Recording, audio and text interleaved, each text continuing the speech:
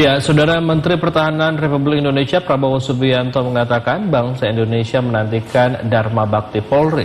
Menurutnya, sebagai komponen penting di bidang pertahanan, dibutuhkan polisi yang unggul sebagai syarat menjadi negara kuat dan berhasil. Menteri Pertahanan Republik Indonesia Prabowo Subianto menyatakan Indonesia membutuhkan polisi yang unggul karena hal itu merupakan syarat menjadi negara kuat dan berhasil. Menhan menyampaikan hal itu usai menjadi pembicara dalam dialog kebangsaan di Sekolah Staf dan Pimpinan Lembaga Pendidikan dan Pelatihan atau Sespim Lemdikat Polri di Lembang, Kabupaten Bandung Barat, Jawa Barat. Menhan mengatakan bangsa Indonesia menantikan Dharma Bakti Polri. Oleh sebab itu, ia berpesan agar institusi Polri melahirkan polisi yang unggul dan tangguh. Menhan juga mengungkapkan sejarah pembentukan polisi di Indonesia bukan merupakan warisan kolonial. Pada masa peperangan dulu, polisi juga turut serta memperjuangkan kemerdekaan Indonesia. Jadi kita butuh polisi yang unggul. Itu dalam sejarah peradaban manusia, negara yang kuat, negara yang berhasil selalu punya polisi yang unggul, polisi yang hebat, polisi yang dicintai rakyat. Itu. Menteri Pertahanan Prabowo Subianto menyatakan polisi merupakan komponen penting di bidang pertahanan dan keamanan rakyat semesta atau HAM Rata Indonesia.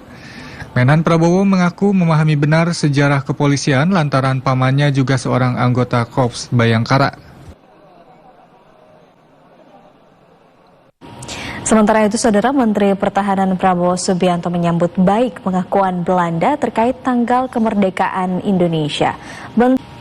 Menteri Pertahanan Republik Indonesia Prabowo Subianto buka suara terkait dengan proposal perdamaian untuk resolusi konflik Ukraina-Rusia. Proposal perdamaian itu disampaikan dalam forum yang mempertemukan pimpinan militer di dunia yang digelar di Shangri-La Dialogue, Singapura beberapa waktu lalu. Menteri Pertahanan Prabowo Subianto menanggapi ihwal ditolaknya proposal perdamaian yang diajukan untuk mengakhiri konflik di Ukraina dan Rusia. Menhan mengaku tidak masalah dengan penolakan itu sebab pada dasarnya usulan bisa ditolak maupun diterima. Menhan menjelaskan alasannya menyampaikan proposal perdamaian karena ia menilai dari tahun ke tahun forum Shangri-La Dialogue hanya menjadi ajang negara-negara di dunia menyampaikan posisinya masing-masing.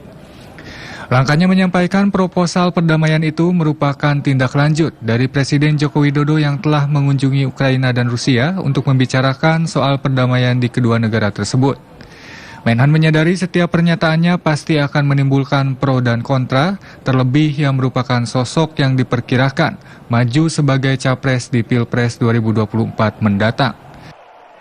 Forum itu bagus, tapi kalau saya lihat ini, kalau tiap tahun kita diundang hanya untuk dengar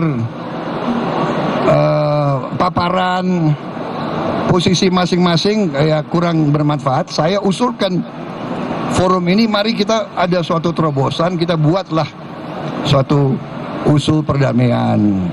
Itu masalahnya itu. Kalau diterima monggo, nggak diterima ya nggak ada masalah gitu. Jadi saya kira bukan masalah yang terlalu prinsipial.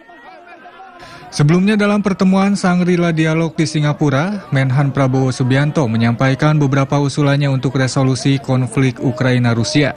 Salah satu usulannya yaitu meminta agar Rusia dan Ukraina segera melakukan gencatan senjata, membuat referendum dan zona demilitarisasi sejauh 15 km.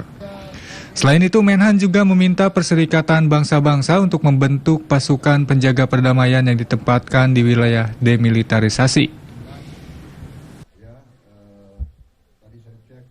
Informasi lainnya akan kami hadirkan usai jeda berikut ini. Klik Indonesia Pagi segera kembali.